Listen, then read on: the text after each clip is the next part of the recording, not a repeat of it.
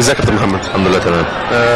ابو تريكة تغلب على الحزن في اللقاء الاخير في كاس افريقيا، عايزين نعرف انت ازاي تغلبت على نفسك.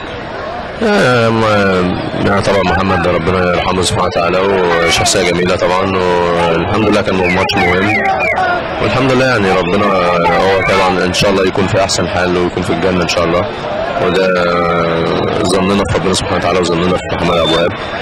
فالحياه بتستمر، واعتقد ان احنا ان شاء الله عشان نخلد ذكرى محمد ابو وهاب بنحاول ان شاء الله نسعى ان احنا نحرز البطوله الافريقيه وتبقى هديه بسيطه لمحمد ابو وهاب. ابو تريكة النادي الاهلي اثبت ان هو النادي اللي بيتعامل بلغه ابن البلد، ايه رايك في الكلام ده؟ طبعا النادي الاهلي زي ما قلت قلعه رياضيه بمعنى الكلمه، مسؤولين وجماهير ولاعيبه وجهاز فني.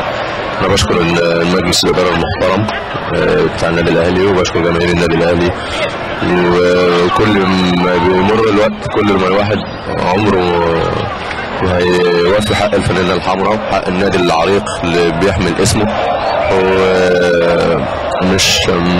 مش لاقي وصف ولا شعور اوصف بيه كلمات بمنتهى الامانه، لان النادي الاهلي مهما قلت ومهما تكلم مش هنقدر نوفي حقه يعني. ابو تريكة ابو وهاب كان مرتبط جدا بيك، وحسينا بتاثرك جدا بوفاته. دعيت في صلاتك؟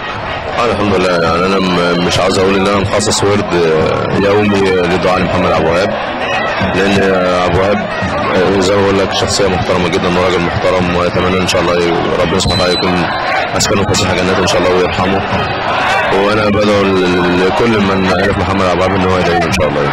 شكرا يا كابتن محمد، وان شاء الله يكون اخر الاحزان. شكرا جدا ابو تريكة.